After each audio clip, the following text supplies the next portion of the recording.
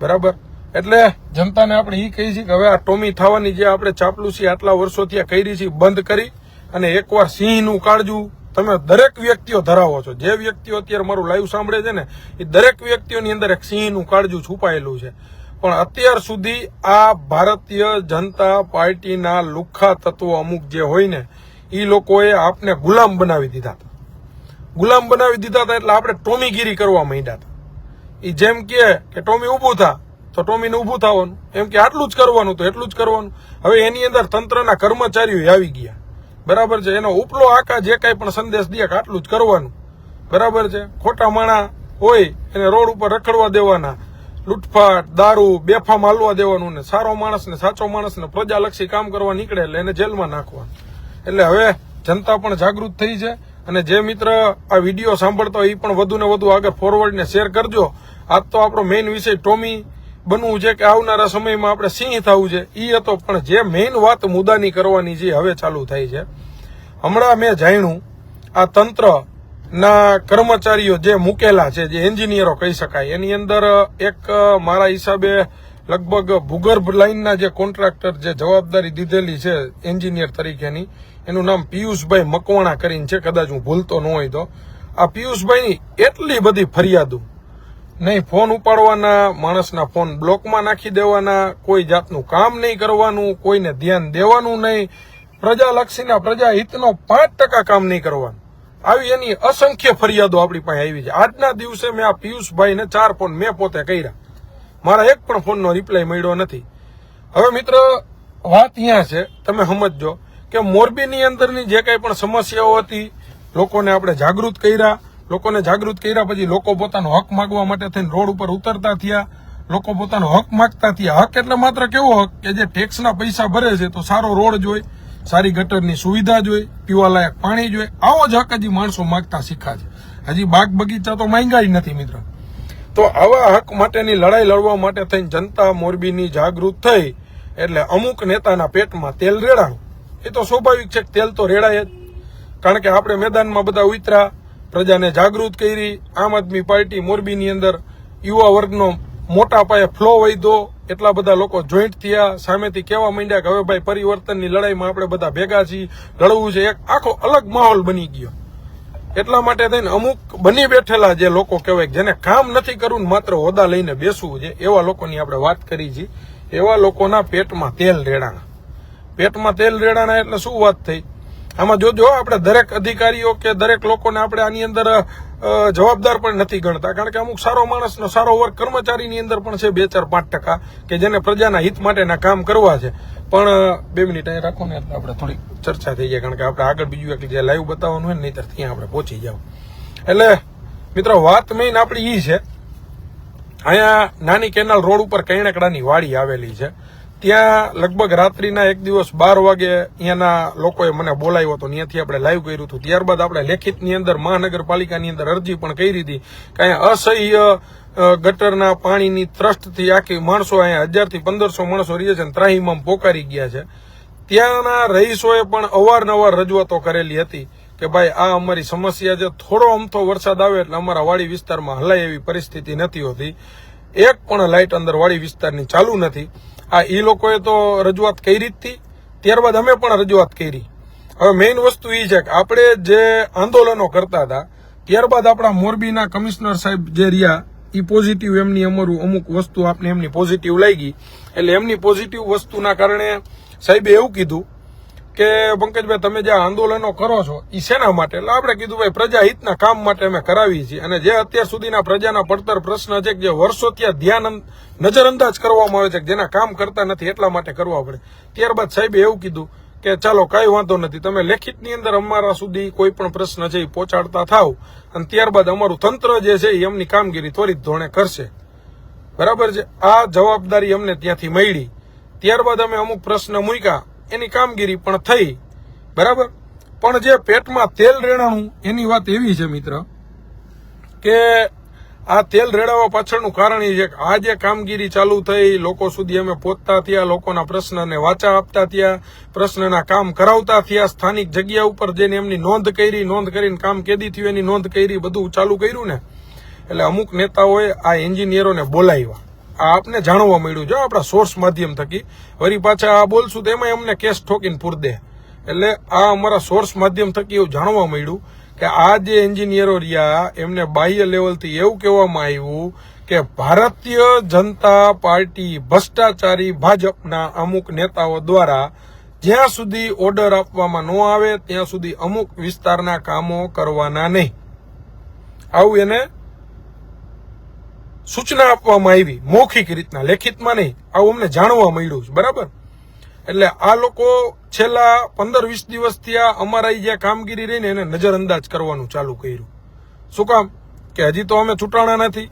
અમારો તો એક જ ગોલ છે કે પ્રજાના કામ થવા જોઈએ. અમે તો ભાઈ સત્તા પક્ષનો માણા હોય એ કામ કરે તો અમે તો એને બિરદાવવા માટે તૈયાર છીએ, પણ કામ તો કરવા જોઈએ ને. કોઈ પણ જગ્યાનો કોર્પોરેટર છે એ કામ કરવા માટે નીકળે તો અમે એને બિરદાવવા તૈયાર છીએ, પણ એને કામ કરવા નથી. અમે જઈ તો અમને કામ કરવા દેવા નથી. તો હવે આ લોકો વિચારે છે શું એ આપને કઈ ખબર પડતી નથી. બરાબર.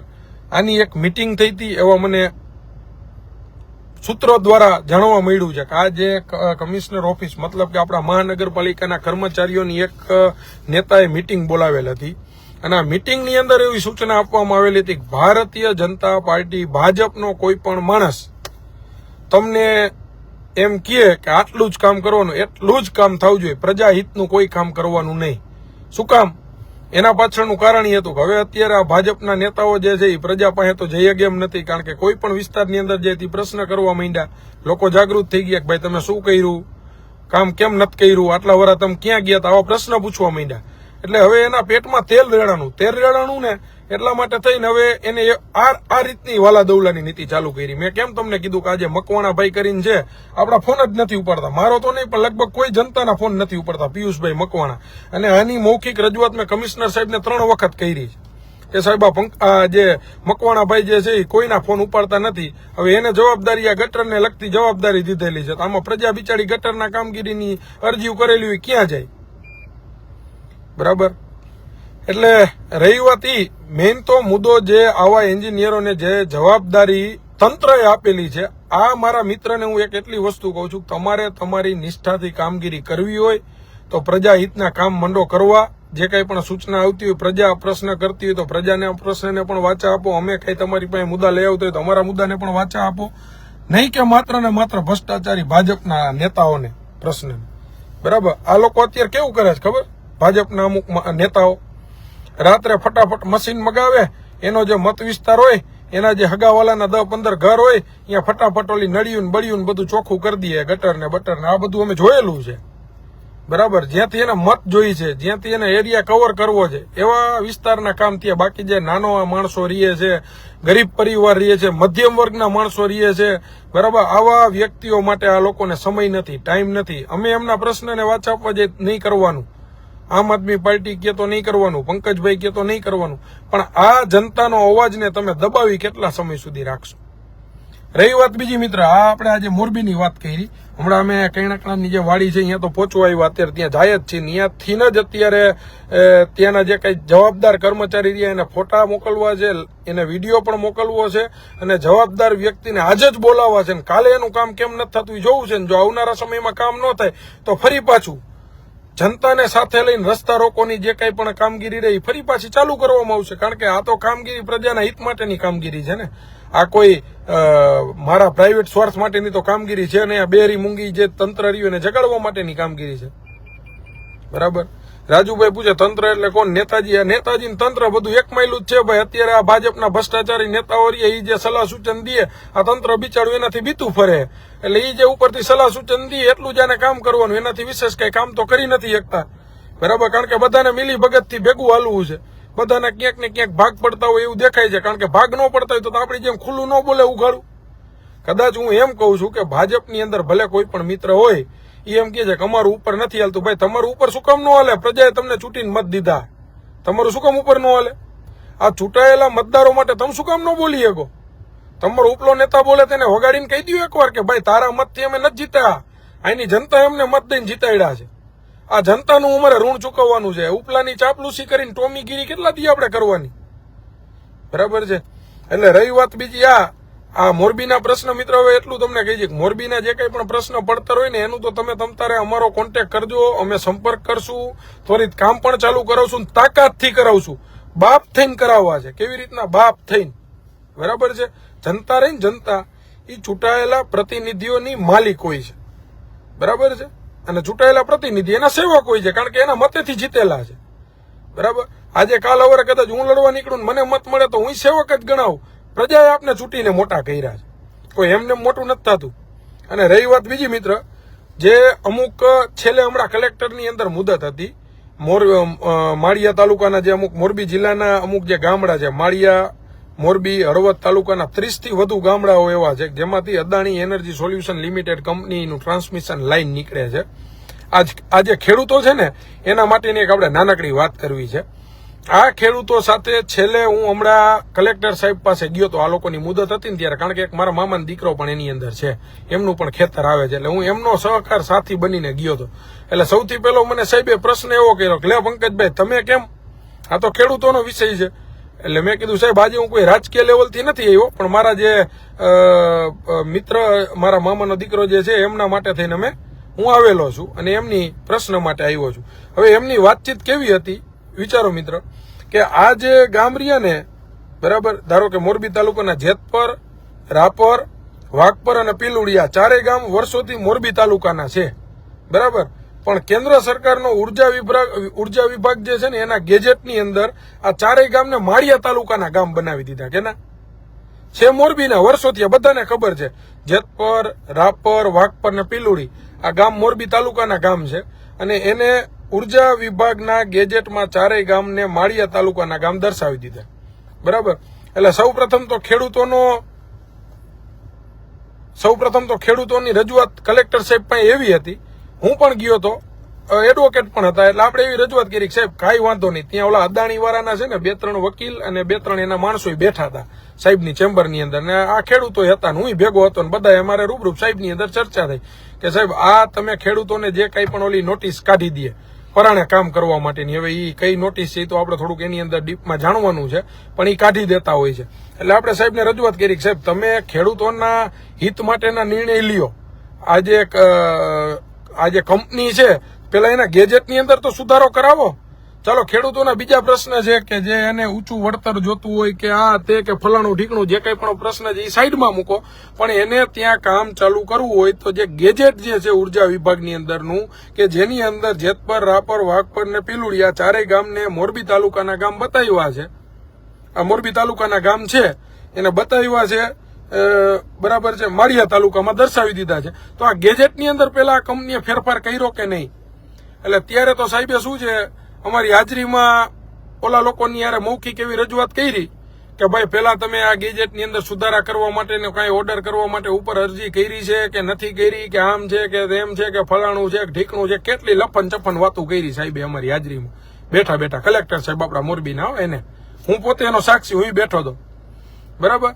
એટલે ઓલા લોકોએ કઈ જવાબ દીધો નહીં, જવાબ દીધો તો આ સાહેબે ત્યાં સાંભળ્યો નહીં, ત્યાં તો શું એમને એમ થયું કે હા ખેડૂત લક્ષી બધા નિર્ણયો લેવાઈ ગયા ને મજા આવી ને કામ થઈ ગયા ને એવું બધું લાગ્યું આપને ઘડીક વાર તો, સમજ્યા? એટલે આપણે સાહેબને કીધું સાહેબ તમારો ખૂબ ખૂબ આભાર, તમે આજે આ પ્રશ્ન માટે ખેડૂત તરફી જે નિર્ણય લીધો એ બધા.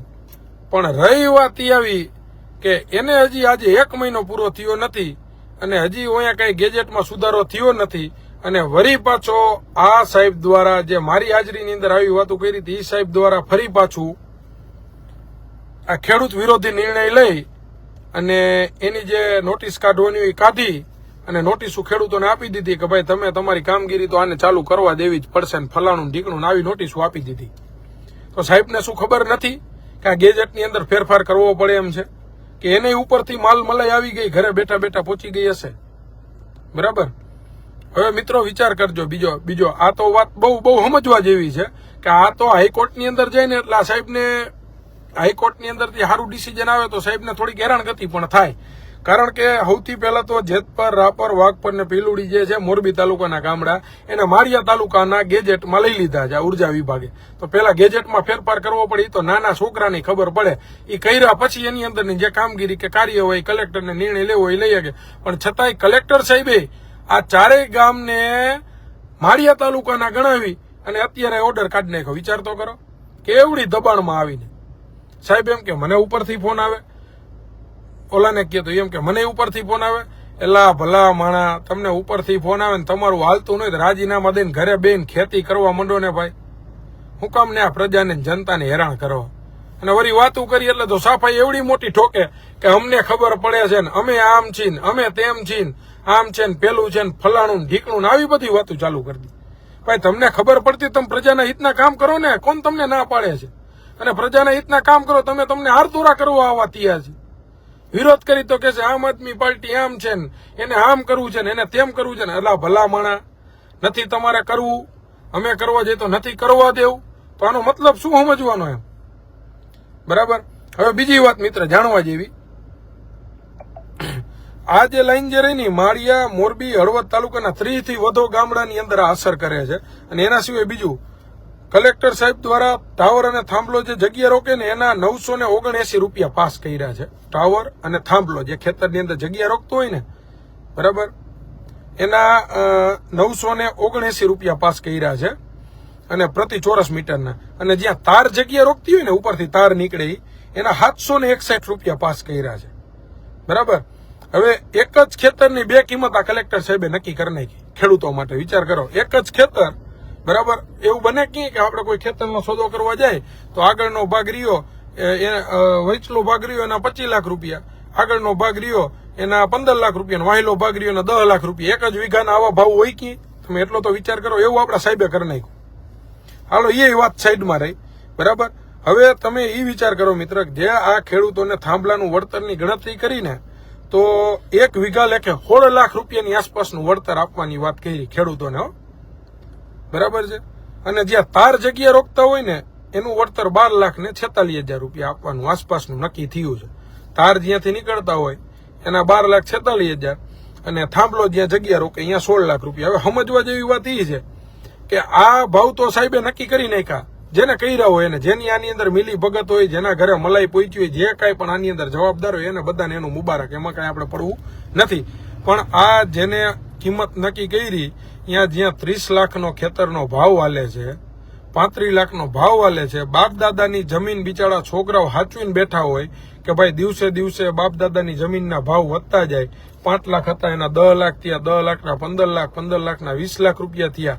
આ રીતના જે ભાવની કામગીરી ભાવ વધતા જતા હોય એના બાપ દાદાની જમીનનો ભાવ આપણા સાહેબે નક્કી કરીને છતાંય ભલે કર્યો, કાંઈ વાંધો નહીં. આપણે એવું વિચારીએ કે લોકહિતના કામ થતા હોય તો, પણ આ જે વીજળી લઈ જાય છે, મેં જાણ્યું ત્યાં સુધી વેપાર કરવા અને વેચવા માટે લઈ જાય છે. એવું આપણે જાણવા, કોઈ ઘર વપરાશ કે ઉદ્યોગ ઓના માટેની નથી, માત્ર ઔદ્યોગિક વપરાશ માટે લઈ જાય ને પોતાના પ્રાઇવેટ સ્વાર્થ માટે લઈ જતા હોય કોઈ કંપની, એવું છે. અને બીજી વાત મેં જાણી છે, આ બહુ સમજવા જેવી છે. અને ખેડૂતોને તો વધુ ને વધુ આ વિડીયો શેર કરજો, જેથી કરીને એમને ખબર પડે કે આ એક જ ખેતરના બે ભાવ નક્કી કરનારો માણા કોણ, આવો જાદુગર કોણ એમ. આ એક પ્રકારનો જાદુગર જ કહેવાય ને કે ભાઈ આગળના 5 લાખ રૂપિયા, વચ્ચેના 10 લાખ ને એના પછી 20 લાખ ને, આ એક જાદુગર વાળી જ વાત કહેવાય. બરાબર છે.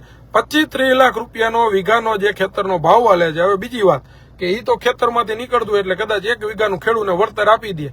એના સિવાયનું ખેડૂતનું 15 વીઘાનું ખેતર હોય, 14 વીઘા વેસ્ટેજ એનો કોઈ ધણી નથી થતો લેવા માટે. વિચાર કરો મિત્ર, આ બધું ભોગવવાનું આ ખેડૂને, બીજા કોઈને નહીં. આનું કોઈ સાંભળવાનું નહીં. ખેડૂત ભેગો થાય તો અહીંયા કોઈ ચર્ચા નહીં, પરાણે ઓર્ડર કાઢી દે, ઓર્ડર કાઢીને પોલીસ પ્રોટેક્શન દઈને કામગીરી ચાલુ કરવાની. આ એટલા માટે કહેવા માંગી છે અત્યારે જે આ ભોગવે છે ને આ ખેડૂત એકલો ભોગવે છે. આ જગતનો તાત જે બાપ દાદાના જમીનું જે પડી છે ને એ માણસ એકલો આ ભોગવે છે. આ કાલ સવારે ઇન્ડસ્ટ્રીની અંદર પણ થશે, કાલ સવારે છોકરા ભણાવવા હશે ને એની અંદર પણ થાય, કાલ સવારે ઘરની બહાર નીકળશો ને તો તમારે પગલું મૂકવાનો ટેક્સ દેવો પડશે. મિત્ર, આ પરિસ્થિતિ આ ભારતીય જનતા પાર્ટી ભ્રષ્ટાચારની અંદર થવાની. અમારા શબ્દ યાદ રાખજો તમે, બરાબર છે. અત્યારે અહીંયા પ્રતિ જે જેતપરની જે આપણે વાત કરી, અહીંયા 35 થી 40 લાખ રૂપિયા વીઘાની કિંમતનો ભાવ હાલે છે. એના આને ભાવ નક્કી કરી નાખ્યા 16 લાખ રૂપિયા, અને એનો ઓર્ડર કાઢી દે. ખેડૂને માની જ જવાનું એમ કે જમીન કેમ સરકારના બાપની, એવી રીતના ખેડૂને માની જ જવાનું. નો માને પોલીસ તંત્ર ભેગું જાય, પરાણે લાઠીચાર્જ કરીને પરાણે બાપ થઈને એને કામ કરાવે એમ. આ રીતની પરિસ્થિતિ અત્યારે આ સરકારની અંદર છે. ત્યારબાદ આપણે આગળ વાત કરી મિત્ર, ખેડૂત પોતાના પરિવાર હારે કદાચ અંદર કામ કરતો હોય ને વીજ લાઈન નીકળી હોય અને કોઈ આકસ્મિક બનાવ બને અને ખેડૂતને કંઈ પણ સંજોગોની અંદર તકલીફ થાય તો આનો જવાબદાર કોણ? જે ખેડૂત હોય આ વીજ લાઈન કાઢી હોય તો એનો કંઈક એવી રીતનું અંદર ગાઈડલાઈન હોવી જોઈએ કે આ ખેડૂતના પરિવાર છે તો એના માટે થઈને આટલું એને કંઈ પણ બનાવ બનશે આકસ્મિક તો એનો આ વીમો છે, આ વીમાની આટલા કરોડ રૂપિયા એને મળશે. આ રીતનું આ કંપનીઓ દ્વારા ખેડૂતોના કે એના પરિવારના વીમા લેવા જોઈએ. એનો કોઈ જવાબદાર નથી. ચાલો એ વાત છોડો. આ તમને એટલા માટે કહું છું, આ બહુ સમજવા જેવી સીધી મગજમાં ઉતરે ને એવી વાત છે મિત્ર. બરાબર. હવે અદાણી કંપનીને જયારે ટેન્ડર મળ્યું ને આ ટ્રાન્સમિશન લાઈન માટેનું, બરાબર, એ પેલા આ લાઈનનો રૂટ સરકાર લાઈન જે રહીને એનો રૂટ જે છે ને એ સરકારી બિન ઉપજાઉ જમીન કચ્છના નાના રણમાં થઈને નીકળતી હતી કે જ્યાં ઉપજાઉ જમીન નથી, પડતર જમીન છે, એ રણમાં થઈને આ લાઈન જતી હતી. બરાબર. પરંતુ અદાણીને ટેન્ડર મળ્યું પછી આ લાઈનનો રૂટ ફેરવી નાખ્યો અને ખેડૂતોની ઉપજાઉ જમીનમાંથી આ લાઈન કાઢવામાં આવી. આવું ત્યાંના સ્થાનિક ખેડૂતો દ્વારા મને જાણવા મળ્યું. આનો પેલા રૂટ સરકાર દ્વારા નક્કી કરેલો નાના રણમાં થઈને જે બિન ઉપજાઉ જમીન કે જે પડતર પડી છે, જ્યાં ખેતી નથી થાય એમ, એ જમીનમાંથી લઈ જવા માટેનો હતો. પણ અદાણીનું ટેન્ડર પાસ થયું એટલે આ રૂટ ફેરવી અને સીધા ગામડાની વચ્ચેથી હોંહરા પાટે કાઢી લાઈન. બરાબર. ખેડૂતોના કોઈ નહીં, જમીનની કિંમત નહીં, ઉપજ કાંઈ કોઈ વસ્તુ જોવાની નહીં. અદાણીને ટેન્ડર મળ્યું એટલા માટે થઈને એના મિલી ભગતના. હવે આમાં તો ઓના જેવું છે, આ સરકાર રહી આપણે કોઈ જનતા નથી હલાવતી. આ એક કોર્પોરેટ જગત છે. અત્યારે તમે કદાચ એવું વિચારતા હોય કે લોકશાહી છે, લોકશાહીની અંદર લોકો દ્વારા ચૂંટાયેલો પ્રતિનિધિ રાજ કરે છે, એ માયલું અત્યારે કાંઈ નથી મિત્ર. અત્યારે જે વાત રહી ને એ માત્ર ને માત્ર કોર્પોરેટ જગત આ સરકાર હલાવે છે. ફંડ ફાળો આપે, નેતાઓને પૈસા આપે, એના કામ કરાવે. જનતાને આની અંદર કોઈ લાભ, કોઈ હિત, કોઈ ફાયદો છે નહીં. બરાબર છે. એટલે આ સરકાર અત્યારે લોકશાહીથી નથી, આ સરકાર કોર્પોરેટ જગતથી આ સરકાર ચાલે છે. બરાબર. બીજી વાત મને જાણવા મળ્યું છે ત્યાંના સ્થાનિકો દ્વારા, એ હું તમારા સમક્ષ મૂકું છું. અદાણી એનર્જી સોલ્યુશન લિમિટેડ કંપનીનો પ્રથમ ક્વાર્ટર એટલે કે 3 મહિના પેલા જે 3 મહિના હોય ને એનો નફો, એનો નેટ નફો 538.94 કરોડ રૂપિયા છે. બરાબર છે. એનો નેટ નફો, ક્વાર્ટરનો નેટ નફો 538.94 કરોડ રૂપિયા છે. અને જે ખેડૂતોનું લોહી ચૂસીને મેળવેલો નફો કહેવાય મારી ભાષામાં. શું કામ? કે આ તો ખેડૂતોની જમીન હતી, એની જમીનની કિંમત સરકાર નક્કી કરી નાખે. 40 લાખ હાલતા હોય તો 15 લાખ, એ દેવો હોય તો દે, નકર દીધા પેલા કામ ચાલુ કરી નાખે. એટલે એક પ્રકારનું ખેડૂતોનું શોષણ જ થયું, એક પ્રકારના ખેડૂતોનું લોહી જ ચૂસાણું. બરાબર છે. એટલે આ રીતના Adani energy solution limited company જે રહી એ પોતાનો નફો આ રીતના કમાય છે. હવે આ લોહી જે ચૂસે છે આપણા જગતના તાત, જે ખેડૂત કહી શકાય એનું, તો મિત્ર આપણે આ બધાએ બેઠા બેઠા મૂંગા મોઢે સહન કરવાનું કે આના વિરુદ્ધ આપણે અવાજ ઉપાડશું. બરાબર. એટલે આ બધું જોતા આનો છેલ્લે ઘણા સમયથી અભ્યાસ કરતા છેલ્લે એવા તારણ ઉપર આવ્યા છે કે આ તંત્ર, આ કલેક્ટર કચેરી, આ કલેક્ટર સાહેબ, અહીંના કોઈ પણ લોકો, અહીંના કોઈ પણ નેતા જો ખેડૂત હિત માટેના નિર્ણય લે છે નહીં અને ખેડૂતને નુકસાની રૂપ જો નિર્ણય લઈને પરાણે કામ કરાવવામાં આવશે તો આવનારા સમયની અંદર અમારા લીગલ ટીમ, જે આમ આદમી પાર્ટીની લીગલ ટીમ છે, એમને સાથે રાખી અને 1000થી પણ વધુ ખેડૂતો, માળિયા તાલુકાના 1000થી પણ વધુ ખેડૂતોને ભેગા રાખી અને એવડા મોટા આંદોલન સ્વરૂપે આગળ વધવામાં આવશે. બરાબર છે. પછી એના માટે થઈને તમારે કદાચ ગોળીએ વીંધવું હોય ને તો પેલી ગોળી ખાવા માટે અમે તૈયાર હશું આગળ. બરાબર. આ લાઈવ થકી આ ભ્રષ્ટાચારી તંત્ર કયો તો તંત્ર, નેતા સાંભળતો હોય તો નેતા, જે કઈ પણ વ્યક્તિઓ આ લાઈવ સાંભળતા હોય એને અમે એટલું કહીએ છીએ, ખેડૂતના હિત માટેના નિર્ણય ચોરના દીકરાઓ થોડાક તો ખેડૂત લક્ષી ધ્યાન કરીને લેતા જાઓ. માત્ર ને માત્ર ઉપરથી આકાઓ તમારા સલાહ સૂચન કરી દઈએ કે ભાઈ અમને માલ મલાઈ મળી ગઈ છે, આખી પાર્ટી હલાવવાનું ફંડ આ કંપનીનું મળી ગયું છે એટલે હવે ઠોકો ભાઈ ઠોકો, એમ નો ચાલે. એકવાર જો ખેડૂત જાગ્યો ને અને ખેડૂએ જો હાથમાં પાવડાના ધોકા ઉપાડ્યા ને તો કઈ દિશામાં ભાગવું ને એ તમે નહીં દેખી શકો. એટલો અમારા શબ્દ યાદ રાખજો. જ્યાં સુધી આ જનતા બેઠી છે, મૂંગી છે, સાંભળે છે, જોવે છે, ત્યાં સુધી તમે આ જનતાનો ફાયદો ઉપાડો છો. પણ આવનારા સમયની અંદર આ જનતાને જાગૃત કરવા તો અમે નીકળ્યા જ છીએ, જાગૃત 100% કરવાના છીએ. પણ આ અમારો જે ખેડૂત રહ્યો ને એ આ તમારા કોઈ IT, ED, CID, income tax, GST, એનાથી આ જગતનો તાત કોઈના બાપથી બીવે એમ નથી. અમારા શબ્દ યાદ રાખજો. અને આ ખેડૂત અત્યારે જે મજબૂર જે છે એની અંદરનું જો એનું છુપાયેલું સિંહનું જે કાળજું છે ને એને જો અમે જાગૃત કર્યું અને એકવાર આ જે સુતેલા સિંહ રહ્યા એને જગાડ્યા ને અને હાથમાં પાવડાના ધોકા જો પાવડાના આગળના મોઢિયા કાઢીને દીધા ને તો આ તંત્રને નહીં પણ આ કદાચ આખી ફોજ ઉતારે ને પોલીસની તો એને કઈ દિશામાં ભાગવું ની દિશા નહીં જડે. આટલું યાદ રાખજો તમે, બરાબર છે. એટલા માટે બોલવું પડે છે કે આજે રીતસરના એક ખેડૂત મારા કાર્યાલય મારી ઓફિસની અંદર મને આ વસ્તુનું વર્ણન કરતા કરતા રોવા માંડ્યા, બરાબર છે. આ એની લાઈ બોલે છે, બરાબર. આજે ખેડૂત રોવા માંડ્યા ને કે અમારું પંકજભાઈ કોઈ સાંભળનારું નથી, અમારું કોઈ અત્યારના ધારાસભ્ય તો છોડો એની પાસે પણ અમે રજૂઆત કરી, ત્યારબાદ અમારા ઉપર સુધી ગાંધીનગર સુધી અમે ધક્કા ખાઈ એવા કૃષિ મંત્રીને મળી એવા કલેક્ટર સાહેબ પાસે 25 વખત ધક્કા ખાઈ એવા અમને કોઈ સાંભળનારું નથી. આ ખેડૂત વણવતા રોવા માંડ્યો, બરાબર. મોરબી આ માળિયા તાલુકાના ઘણા બધા ગામડાઓ એવા છે જ્યાં વળતરની ચૂકવણી થઈ ગયા વગર કામ ચાલુ કરી દીધા. હા થઈ જાય ને ભાઈ, તમારા બાપની જમીન છે, તમે કરી શકો. આ રીતની આ લોકોની કામગીરી છે મિત્ર. એટલે હવે તમામ મોરબીના લોકોને હું એટલું કહું છું કે આ ભ્રષ્ટાચારી ભાજપના લોકો દ્વારા કાંઈ થાય એમ નથી, શેકેલો પાપડી ભાંગે એમ નથી, બરાબર છે.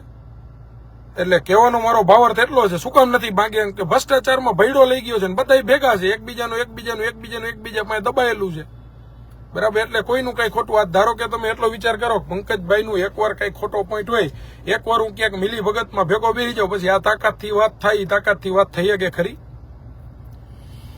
એટલે મિત્રો હવે જાગૃત થાવ, પોતાના પ્રશ્ન પોતાના વિસ્તારના છે એને એના પ્રશ્નને વાચા આપો, પ્રશ્ન ઉપાડો.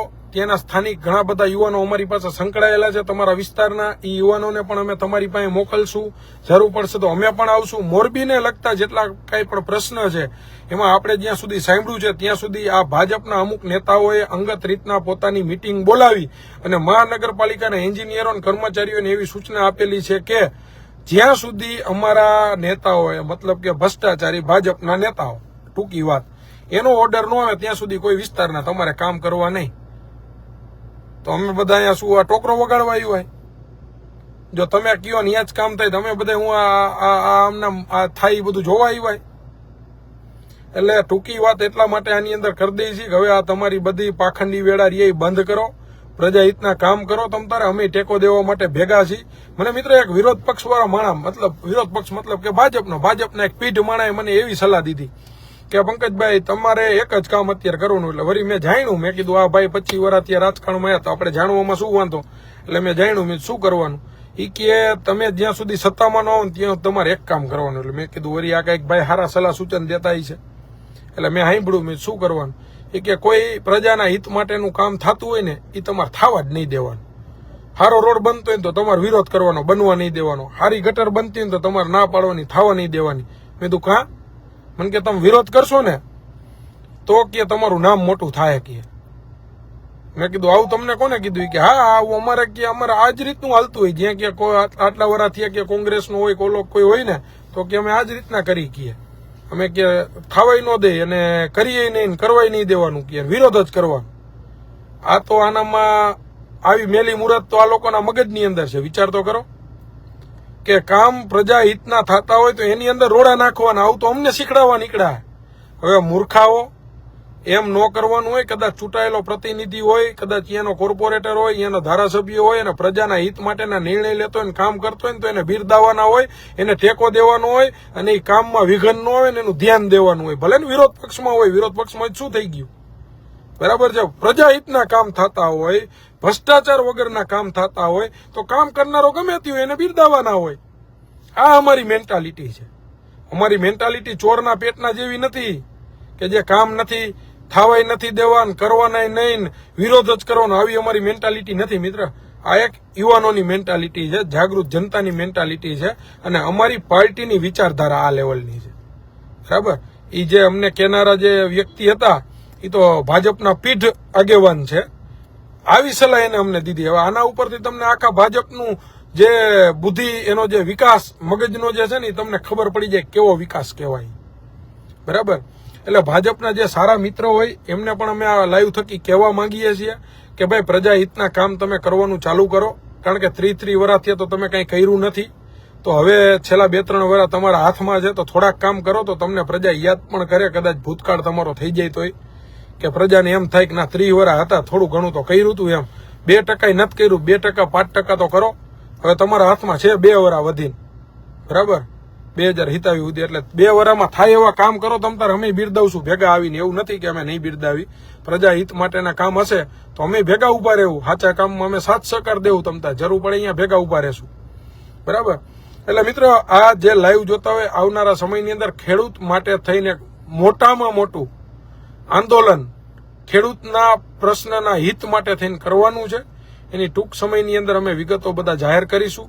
અને આવનારા સમયની અંદર જો ખેડૂતોને આની અંદર આપણે મોરબીની વાત જ કરવાની છે. અત્યારે આપણે લાંબી બીજી તો વાત નહીં કરી, કારણ કે આજે જે અત્યારે જે છે એ મોરબી પૂરતી જ સીમિત વાત છે. તો અહીંના માળિયા તાલુકામાંથી આજે માળિયા છે, મોરબી છે કે હળવદ તાલુકાના 30 ગામની અંદરથી જે ટ્રાન્સમિશન લાઈન પસાર થાય છે, એના જો ખેડૂતોને અન્યાય થયો તો 1% સાંખી લેવામાં નહીં આવે. બીજું મેં તો એ જાણ્યું, અમે વિરોધ કરવા જઈએ ને એટલે કલેક્ટર સાહેબ હોય એમનું મેં જાણ્યું જ, કમિશનર સાહેબનો તો મને બહુ આઈડિયા નથી, કદાચ ક્યારે બોલ્યા. એમનો વળી એવું કહે કે ઓલા ભાજપના અમુક મળતી આવે ને એને બોલાવે, એને એમ કે ભાઈ તમે થોડુંક તમારા વિસ્તારની અંદરનું આ ઢાંક પીછોડા કરો ને તો આ વિરોધ પક્ષવાળા અમારા સુધી પહોંચાડે નહીં, એમ આવું કહે. પણ ભાઈ ઈ કરે એના કરતા સરકારે તમને બેડા, તમે કામ ચાલુ કરવા માંડો ને. ઓલા બાપા કી એમ ભાઈ તું કરવા માંડ ને, ઓલા હાસ્ય કલાકાર શું નામ કહે છે ને, ભાઈ તું ખાલી ખોટો રોડા નાઈકમાં કામ ચાલુ કરવાનું ચાલુ કરે એટલે ઓટોમેટિક પ્રગતિ થાય, બરાબર. એટલે અમે એટલું ટૂંકી વાત કરીએ છીએ કે જે કંઈ પણ કામગીરીના મોરબીના વિકાસલક્ષી કામ છે એની અંદર તમે ન કરી શકો તો કાંઈ નહીં. જનતા સુધી અમે પહોંચવા માંડ્યા છીએ, અમે કામ કરવા માંગીએ છીએ. એન્જિનિયરો પણ કામ કરવા માંગે છે, તંત્ર પણ કામ કરવા માંગે છે. તો આ તંત્રને તમારા સત્તાના ભોગે, સત્તાના પાપે ગેરમાર્ગે દોરવાનું રહેવા દો, બરાબર છે. ગેરમાર્ગે ન દોરો, કારણ કે અમે તો એટલા માટે જઈએ છીએ તમે નથી કર્યા, એટલે તમે કરી જ નહીં ખાઓ તો આ બધા વિસ્તારના કામ તો અમારે અહીંયા જવું જ ન પડે, પ્રજા રોડ ઉપર ઉતરવું જ ન પડે, પ્રજાને પોતાનો હક માંગવો જ ન પડે, પ્રજાને આંદોલનો શું કામ કરવા પડે. 3 વરામાં કામ નથી થયા એટલા માટે તો આ પ્રજાને રોડ ઉપર ઉતરવું પડે છે. એટલે હવે આ રોડ ઉપર ઉતરેલી જનતા કોઈ દી સુવાની નથી, અને સુતેલી હતી એને તમે એકવાર જગાડી દીધી, બરાબર. આજે કુંભકરણ નિંદ્રની અંદર જે હુતા હતા ને એને તો હવે અમે આ બધું વગાડીને આટલી ડેકરો કરીને અમે જાગૃત કર્યા છે, બરાબર. એટલે કહેવાનો અમારો ભાવાર્થ એટલો છે કે હવે આવનારા સમયની અંદર લોકો જાગૃત બનો, જાગૃત બની અને પ્રજાહિત માટેના જે કામ છે એ બધા ખંભો મિલાવીને બધા કામ ચાલુ કરી દો. ખેડૂતના પ્રશ્ન હોય તો પણ ભલે, ઇન્ડસ્ટ્રી ઝોનના પ્રશ્ન હોય તો પણ ભલે, કોઈ પણ વ્યક્તિના, યુવાનોના પ્રશ્ન હોય, બેરોજગારના પ્રશ્ન હોય, પ્રજાલક્ષી કોઈ પણ હિત માટેના પ્રશ્ન હોય, એના માટે ખંભો મિલાવીને જાગૃત થાવ. પોતાના વિસ્તારની અંદર 25-50 જણાની ટીમ બનાવો. મિત્રો, અત્યારે દરેક ગામડે અમારી ટીમ બનવાની કામગીરી ચાલુ થઈ ગઈ છે. દરેક યુવાનો મોટી સંખ્યાની અંદર અમારી ટીમમાં જોડાઈ રહ્યા છે. મોરબીની અંદરની જે કોઈ પણ જાગૃત યુવા જે વિસ્તારની અંદરથી અમારું આ લાઈવ સાંભળતો એમને પણ હું એક નમ્ર વિનંતી અરજ કરું છું, મિત્ર, તમારા વિસ્તારની અંદર 25-50 જણાની ટીમ બનાવો અને આ જાગૃતતા અભિયાનની અંદર બધા સાથ સહકાર આપો. આ જય પંડિત કરીને દિલ્હીમાં છે, જય પંડિત. હવે આમાં તો મિત્રો હોના જેવું છે, અમુક મિત્ર રહ્યા ને એ તો ફરજિયાત એને ઓલા 1500 રૂપિયા 2500 રૂપિયા દઈને બિહાર દીધેલા છે કે ભાઈ આમ આદમી પાર્ટીનો કોઈ પણ માણસ ચાલુ થાય તો તમને પગાર દેવા માટે રાખ્યા છે, તમારે ફટાફટ એની અંદર કોમેન્ટો ઠોકવાની, બરાબર. હવે એને ઈ નથી ખબર કે તમારો બાપ તમારા ઘરે જે અનાજ આવે છે ને ખાવા માટેનું, આ જગતનો તાત કાળી રાતે મજૂરી કરે ને ત્યારે તમારા ઘરે અનાજ ખાવા માટે પહોંચે. પણ ઈ આંધળાને આ શું અંધભગત એવો કરી નાખ્યો. આ અંધભગતને છે ને કદાચ ગમે તેવો આમ આંખુના પાપડા ફોડીને આમ પકડી રાખો ને, આમ એની આંખું પકડી રાખો તો ઈ ભગત જ હોય, એને કઈ દેખાય જ નહીં. જે ઓલું કહેવત છે ને કે દેખાયડી છોકરીને પરણાવી દીધો પાવૈયો, બરાબર. જોવા ગયા તેથી છોકરી દેખાયડી અને પરણાવી દીધું વાહ, બરાબર. એના જેવાનું કામકાજ છે, સમજ્યા. પછી મોઢું ખોલે તે ખબર પડે કે લે આ તો ભગત નીકળ્યો. એટલે આ ભગતની વ્યાખ્યા આને કહેવાય, સમજ્યા. એ તો આમાં ઠોકાઠોક ચાલુ જ થઈ જાય. આ બધું સ્વીકારતો હશે, ભણેલો ગણેલો એજ્યુકેટેડ વ્યક્તિ કદાચ ભાજપનો હશે ને તો એને ખબર હશે કે ના આ જે વ્યક્તિ બોલ્યો એ બધું સાચું છે, હકીકત છે, સાચી વાત છે. કોંગ્રેસનો મિત્ર હશે એને ખબર પડશે કે સાચી વાત છે. પણ જે ઓલો અંધભગત રહ્યો ને સ્વીકારી નહીં શકે. શું કામ?